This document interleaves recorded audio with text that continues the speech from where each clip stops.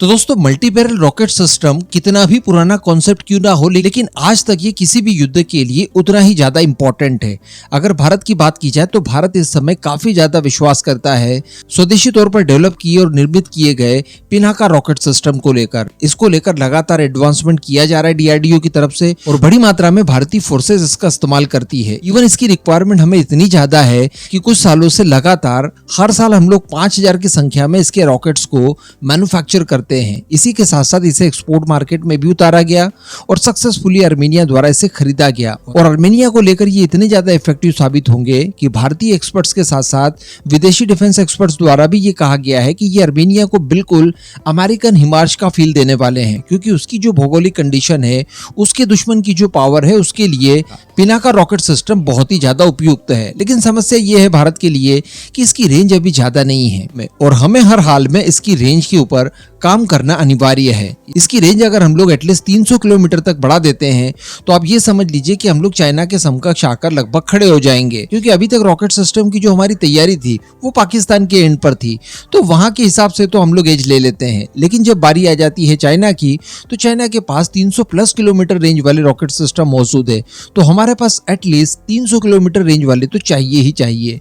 इसको लेकर काम किया जा रहा है, बार बार इस तरह की खबरें जरूर आती रही, लेकिन कोई पुख्ता जानकारी या टाइमलाइन अभी तक नहीं दी गई थी। कुछ प्राइवेट डिफेंस कंपनीज द्वारा भी लॉन्ग रेंज में रॉकेट सिस्टम तैयार किए जा रहे हैं, ये भी बताया गया। लेकिन अब जो खबर निकल कर आ रही है वो काफी संतोषजनक है, क्योंकि डीआरडीओ द्वारा इसके 2 अपग्रेडेड वेरिएंट के ऊपर काम करना शुरू कर दिया गया है और सबसे बड़ी बात कि इसे मिशन मोड पर डाल दिया गया है और काम फास्ट ट्रैक कर दिया है। इसके तहत बताया जा रहा है कि 2 नए तरह के रॉकेट्स तैयार किए जाएंगे, जिसमें एक की रेंज रहेगी 20 किलोमीटर। इसमें कैलिबर में भी डिफरेंसेस आएंगे और ये जो 120 किलोमीटर रेंज वाले रॉकेट सिस्टम होंगे, इनका कैलिबर होगा 300 मिलीमीटर का। इसके साथ साथ जो दूसरा वेरिएंट तैयार किया जाएगा वो होगा 300 किलोमीटर रेंज वाला और इसमें भी जो कैलिबर होगा वो 370 मिलीमीटर का होगा। तो कहने का मतलब साइज वाइज में भी काफी बड़ा और संतोषजनक होगा और सबसे बड़ी बात की रेंज हमें वो देगा जो कि एक्चुअली हम लोग चाहते हैं। साथ ही इसके अंदर वॉरेट की मात्रा को भी इसके बाद बढ़ाया जा सकेगा।